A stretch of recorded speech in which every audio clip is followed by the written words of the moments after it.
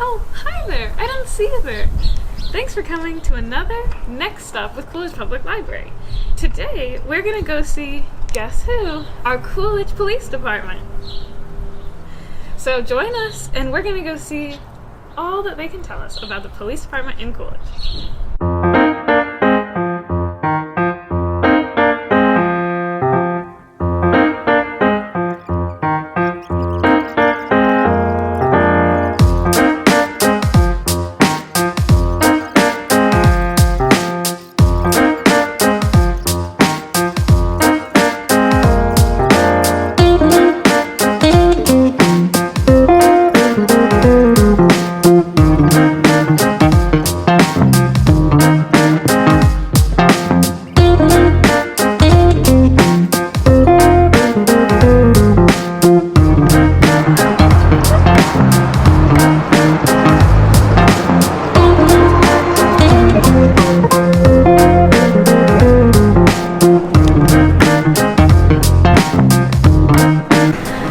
We're here at the Coolidge Police Department, and we're so glad to be joined by Officer Blouir. Hi there, I'm Megan. Hi, Officer Blouir, how you doing? I'm good, nice to meet you. Can you tell us a little bit about all you do here? Sure. Well, my specific title is a training officer primarily, but I'm also the community and the business liaison officer for the department. Okay, great. So I have a couple different hats, but I absolutely enjoy it, and I have a really great work schedule. Oh, yeah? Yeah, it's a bonus. That's awesome.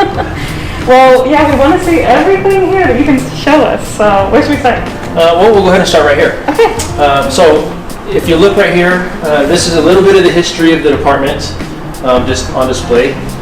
And it actually has some really cool pictures of what the town used to look like, back in the olden days, and how we've progressed over the years, so it's pretty cool. The room we're standing in right here is the lobby, and this is where people, whenever they want to come and either request records or file a complaint, they enter here, and then they come to one of these two windows behind us, which I'll show you in a minute. Awesome, okay. So first right here on the right is the city council chambers.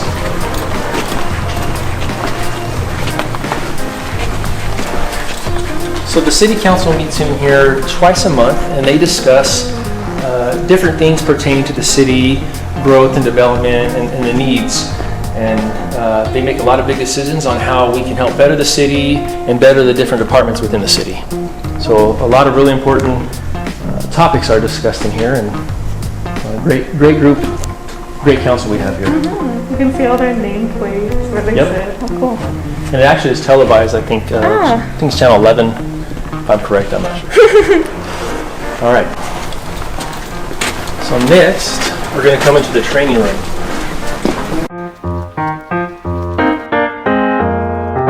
So this is our department's training room. This is where we conduct a majority of our in-house training, and we're actually really fortunate enough to be able to share it with surrounding agencies when we have any type of centralized training. So it stays pretty busy throughout the year. And in comparison, even though we do have a small department, this is actually a good sized training facility. Yeah, I see all these chairs. I was going to ask how many officers you have there. Yeah, currently we have 36. And that actually just recently jumped up a few officers. We were approved through the city to get a few more officers, so it's really beneficial for the city. All right, so look right here on your right. This is our communications center, also known as dispatch. And this is where anybody that calls the police, this is where their calls are taken. And they have a really important role to receive the information from people who are calling. And you can imagine that, it can be as simple as a barking dog to maybe somebody who's been shot or a car accident.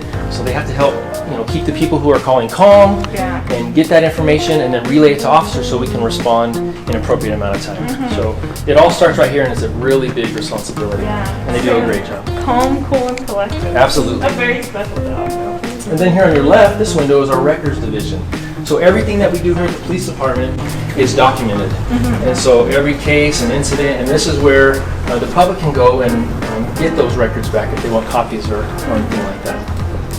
They also have a very important job, because documentation in this career field is vital. So much information. All right, so right here on the left is one of our mini interview rooms. This is where whenever we arrest somebody and we need to interview them about the case, we bring them in here and it's video recorded. Right here is the main entrance into dispatch, which we're not going to go in. We don't want to disturb them. They might be taking calls. Aligning the walls here are just some pictures of different things that we've done here in the department, some of our training. All right, now this is our administrative section. We also call it the Green Mile. So for those who don't know, in police work, it's not just about going out and arresting bad guys on the street, but there's a whole other business side. And so that's what happens down this hallway. The people that hold offices down this hallway are our chief, our commander, our chief secretary, our evidence tech, and then our grant writer and scene processing technician. We're not going to go down there. They're super busy, a lot going on, but like I said, there's so much that goes on down there. Very vital to the business side and the operational side of what goes on here. So here on your left is our investigation division. Right now we have a sergeant and then 2 detectives that work under him. Our SRO also has the office under here. That's our school resource officer. They're also very busy. A lot of behind the scenes work. A lot of the things that they get don't even come through patrol. We just get phone calls, and so they're super busy as well. On your right is the motherboard, all the different computer systems that run our department. Our cell tower, our dispatch tower, all our computers, in-house systems, email. It's a lot going on in here. I see. A lot of things I don't know anything about. Yeah. In addition, we have 5 patrol sergeants. They occupy these 2, so 2 sergeants here, 2 sergeants here, 1 in the back, and then my office is here. I only have an office because training is a big part of what we do. It keeps us up to date and up to speed on what's going on in our state, in our country.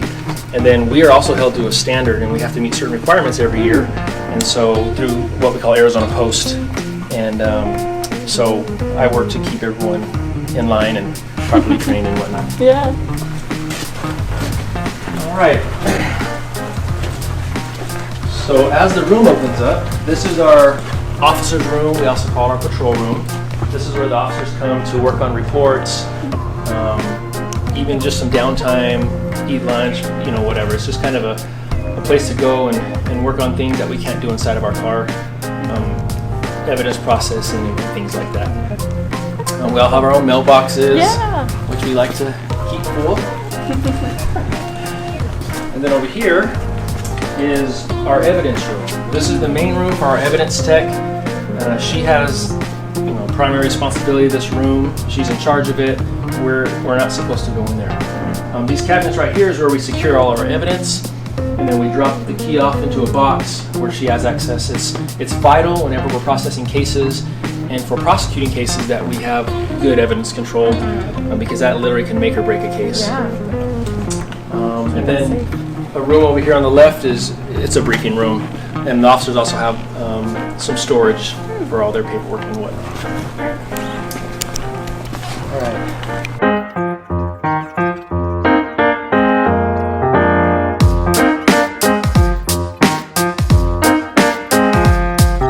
So right here on the left are a couple of additional interview rooms. Anytime we bring juveniles in, they're required to be separated by sight and sound from adults, and so we can do that here.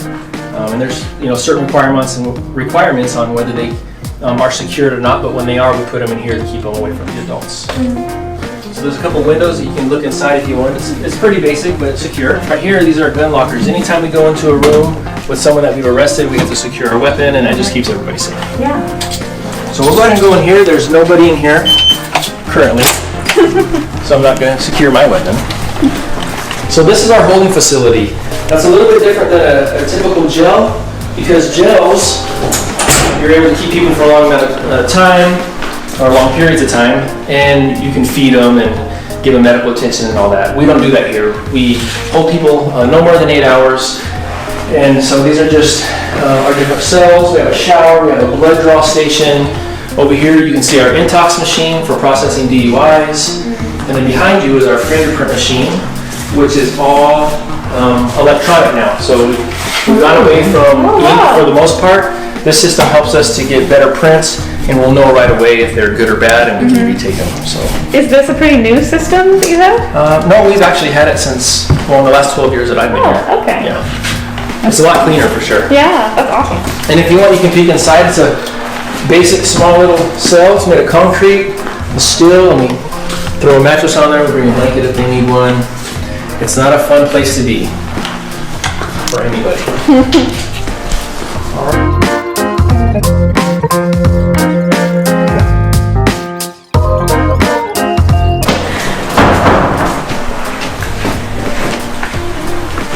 Okay, so this is our locker room. You can see it goes around the corner. Every officer is provided a locker, and they can put extra uniforms in there, gym clothes, whatever they want. It's their locker, and primarily to use for the gym. They're really big. They are really big, and you can actually. Oh, they got both of them. I thought they just had one side. No, it's huge. So this one's not assigned, and it looks like it's been sitting for a little while, and they all come with a gun locker. So if you want to secure our weapon overnight here, then you can lock it and no one can get to it. Very cool. So here's our gym. It's actually, again, a really good size for the size of our department, but we're definitely grateful to have it, especially because of COVID. It shut down a lot of gyms, so we had to take some extra precautions here and limit the amount of people that could use it at one time, but we still had a gym here for us to help us get in shape and stay in shape so that we could do our job proficiently and effectively.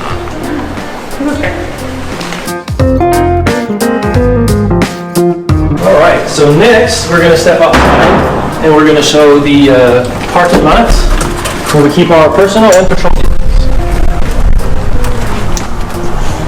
This area we're standing in right now is a sally port, so anytime we arrest somebody, we drive right here, we have access to the jail, and then we can also secure our weapons outside, because no weapons belong in the jail when there's somebody inside.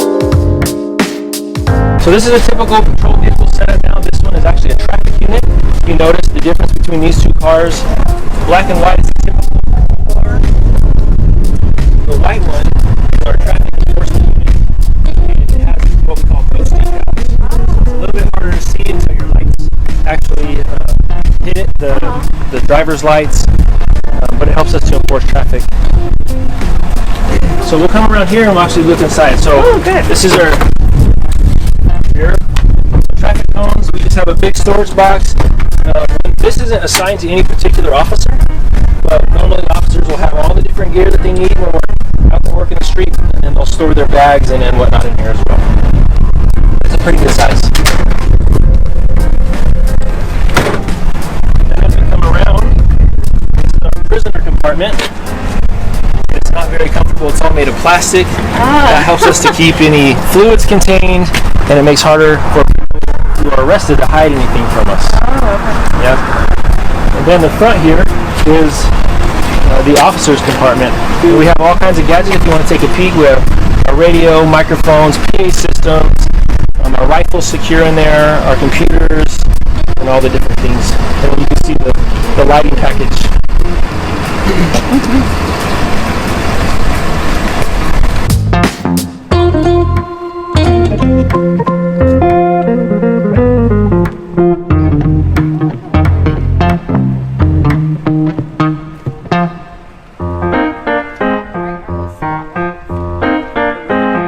Are LEDs, so these, like your old flashlights, projected out. These, they project out, but they project forward, very bright. It's very bright. See all these little LEDs? Oh yeah. That's how you know. And if you look at the difference in the two, there's no light bar up here, but there's a light bar on the top of that one. We've gone away from the light bars on top, to what we call slick tops now. Before you go, I did real quick want to kind of go over all the different things that we wear. Yeah, so typically an officer carries about 35 pounds of weight in addition to their own body weight. And some of the fun things that we get to play with. So this is a taser. It's a less lethal use of force. We use it for less lethal situations. This is our Axon body camera. We record all the different things that we do when we're investigating crimes. Obviously our radio, believe it or not, this little radio right here, it costs $8,000. Oh my goodness. Yep. We've been fortunate enough to get grant money to outfit all the officers with the most up-to-date radios, and also for our cars as well, so we can communicate better. So here are some extra magazines that go to my gun that is right here on the right side of my body. So we got handcuffs, this is my baton, and then I have some extra handcuffs in the back. So it's a lot of different things, but again, they're all just different tools that we need in different situations. But we would love to never have to use them. So anytime we go on scenes and we're dealing with the public, the best case is that we can talk people through anything and work out situations without ever having to use any of this stuff. Well, thank you so much for showing us around. We love being here. Is there anything else you want people to know about the department we didn't go over yet? Well, first and foremost, know 911. It's very simple. Make sure that your youngest kids, your oldest kids, even your own self, know 911, how to use it, and know that it's actually for emergencies. We also have a non-emergency line.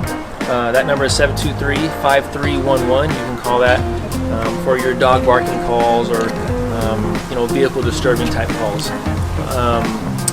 Also, citizens, they know their communities more than anybody else.